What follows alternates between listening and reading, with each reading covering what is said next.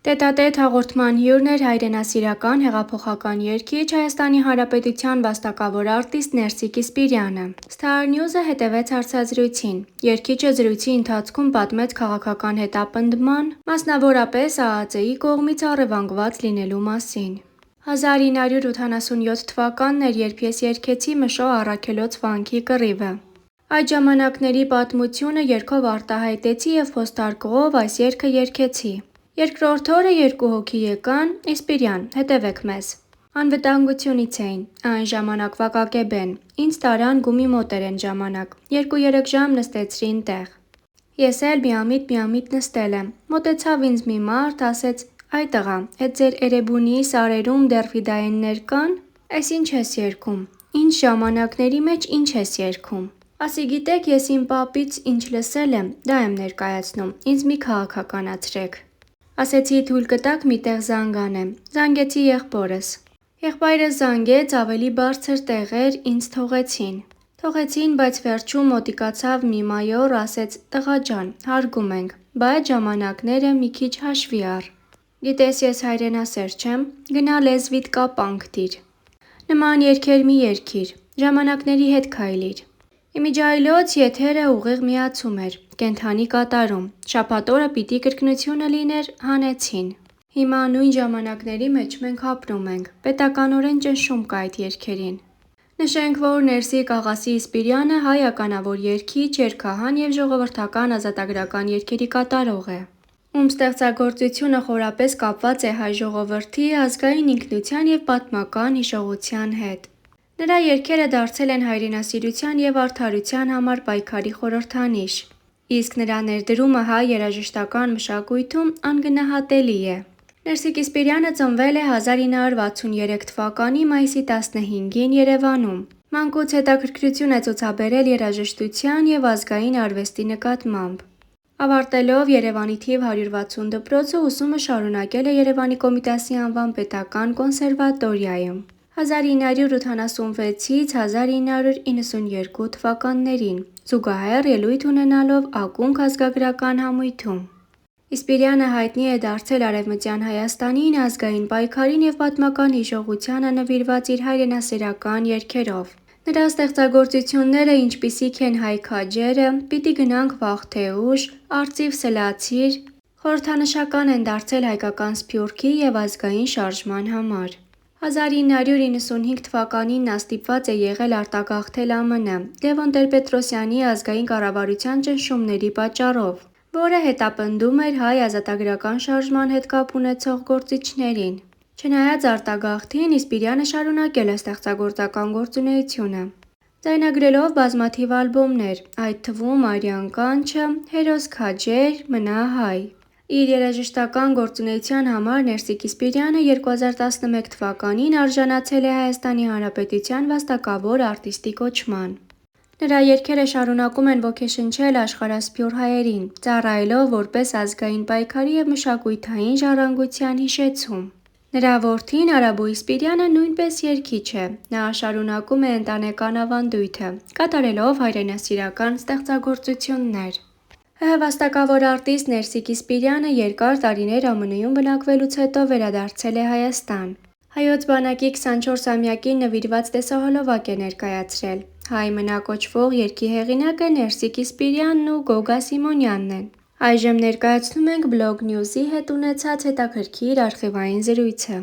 Պարոն Իսպիրյան, ինչ տեսահոլովակ եք ներկայացրել, ում հետ եք համագործակցել։ Տեսահոլովակը նվիրել ենք Հայոց բանակի 24-ամյակին։ Այստեղ արտացոլված է հայ ժողովրդի հիմնավոր սյունը՝ Հայկ Նահապետը, որից ծնունդ է առել հայ ժողովուրդը, հետո կենտրոնանում է Հայոց բանակի զինվորի վրա։ Հայկի հոգին մեր զինվորի մեջ է, մեր հավերժության նշանը հայ զինվորն է, մեր խաղաղ անդորրը հայ զինվորն է պահում։ Ռեժիսորը Վահե Հարությունյանն է, նա նկարահանել է նաև իմ և որդուս Արաբո Իսպիրյանի զուգերգի՝ Հայոց ցեղասպանությանը նվիրված «Պիտի պաշտպանենք»-ի տեսահոլովակը։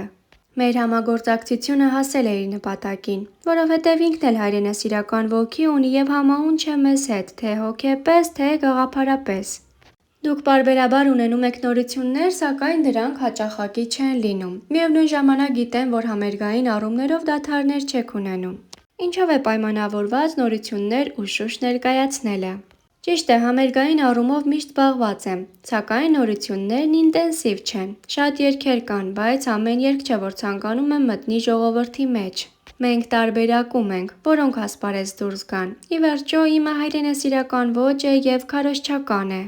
Կարծես թե այդ հայրենասիրական ոճն ավելի լայն արձագանք ստանում է արտերկրի հայերի մոտ, քան հայաստանաբնակ։ Ես համաձայն չեմ, որովհետև հայրենասիրական երգերի ունկնդիրը մեկն է՝ միանման մտածող մարդիկ։ Հայաստանում մի ամբողջ բանակ կա։ Այսօր Հայաստանում երգիչները շատ են, սակայն որևէ մեկը ռիսկ չի անում մարզահամերգային համալիրի մեծ դահլիճում համերգ անել։ Ես 2 անգամ ելույթ ունեցա այստեղ ու համոզվեցի, որ Հայաստանում մեծ բանակ կա։ Ուղղակի այդ անթեղ կրակը մի օր բոցավառվելու է։ Մենք այնպիսի հարևաններ ունենք, որոնք մեր մահն են ուզում։ Քանի ունենք հարևան թշնամիներ, այս երգերը պիտի անպակաս լինեն մեր ժողովրդից, որպեսզի հայ զինվորի ոգին միշտ բարձր լինի։ Ընդհանրապես, հայրենասիրական երգերը չպիտի պակասեն մեր ժողովրդի ականջից, որովհետև մենք ունենք թերի իդեալներ։ Մեր նպատակներին կամաց-կամաց պիտի հասնենք։ Ամենամեծ դերն ու նշանակությունը ունեն մշակույթն ու ազգային երգը։ Այս երգերն առանձնահատուկ ոգևորիչ են սահմանին կանգնած զինվորի համար։ Հաճախ եք համերգներով լինում զորամասերում։ Շատ ենք գնում։ Վերջերս եղանք Արցախում։ Այս երգերը պիտի անպակաս լինեն զինվորների ականջներից, սակայն սրանք միայն նրանց համար չեն։ Երբ մեր ժողովուրդը դադարի լսել այս երգերը, նրա ոգին շատ վատթար վիճակում կլինի։ Մի քանի տարի առաջ ձեր հեղինակային երգերի գրքույկը թողարկելու մտադրություն ունեիք։ Ինչ ճակատագիր ունեցավ դա։ Իմ հեղինակած երգերն արդեն գրանցված են Հայ հեղինակ կազմակերպությունում։ Ինչ վերաբերվում է առանձին գրքույկին, անպայման պետք է լինի, սակայն դեռ չեմ արել, պահը հասունացել է, անպայման պետք է արվի, ուղղակի ժամանակի խնդիրն է։ Անդրադառնանք ձեր ընտանիքին։ Ձեր աղջիկներն արտերկրում են ամուսնացել, մեկն ԱՄՆ-ում է, մյուսը Ֆրանսիայում։ Հաճախ եք տեսակցում նրանց։ 3 թոռ ունեմ, 2-ը ԱՄՆ-ում, մեկը Ֆրանսիայում։ Նրանք դեռ փոքր են։ Նրանց ծննդից հետո հաճախակի եմ գնում, կարոտում եմ։ Երբ ասում ենք Ներսիկ Իսպիրյանը հայրենասեր է, տեղափոխվել է Հայաստան, հարց է ծագում, բա ինչու են նրա աղջիկները դրսում։ Պիտի ասեմ, որ աղջիկդ լինի տղադ, թե ընտանիքիդ անդամը, չես կարող խառնվել իր կյանքին, թեև կարող ես ունենալ ազդեցություն։ Կարծում եմ, եթե Հայաստանը տնտեսապես մի քիչ ավելի լավ վիճակի մեջ լինի, նրանք իրենց ընտանիքներով անպայման կվերադառնան։ Ուզենք թե ոչ, որքան էլ հայրենասեր լինենք, տնտեսական վիճակն իր ազդեցությունն ունենում է։ Դրա համար մենք այսօր ունենք արտագաղթ, սակայն յուրաքանչյուր ընտանիքի հայր պետք է մտածի, որ սա ժամանակավոր է և անպայման վերադառնալու նպատակ ունենա։ Իմ երեխաներն այդպիսին են։ Դուք էլ երկար ժամանակ ապրել եք ԱՄՆ-ում, սակայն նշել եք, որ հացի խնդիրը չէ, որ ձեզ պահել է ԱՄՆ-ում, ինչը ձեզ 18 տարի պահեց այնտեղ։ Ես 1995 թվականին գնացել եմ հալածանքից։ Մենք ընտանիքով դաշնակցական էինք։ Մեզ հալածում էին, եղբայրներիս փակեցին, զրպարտեցին և ես որոշեցի ժամանակավորապես լքել Հայաստանը։ Մինչև նախագահը փոխվեց և այդ ամենը հանդարտվեց։ Շարունակում եք անդամակցել դաշնակցությանը։ Այո, դա մեզ մոտ պապենական ավանդույթ է։ Մենք մեր կյանքով դաշնակցական ենք։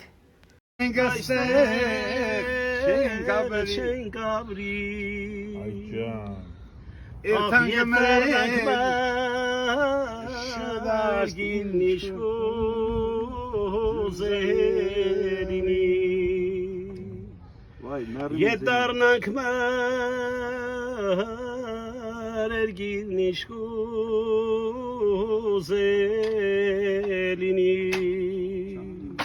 կարոցեր եմ ջրերուտ գալգալան նարվակներուտ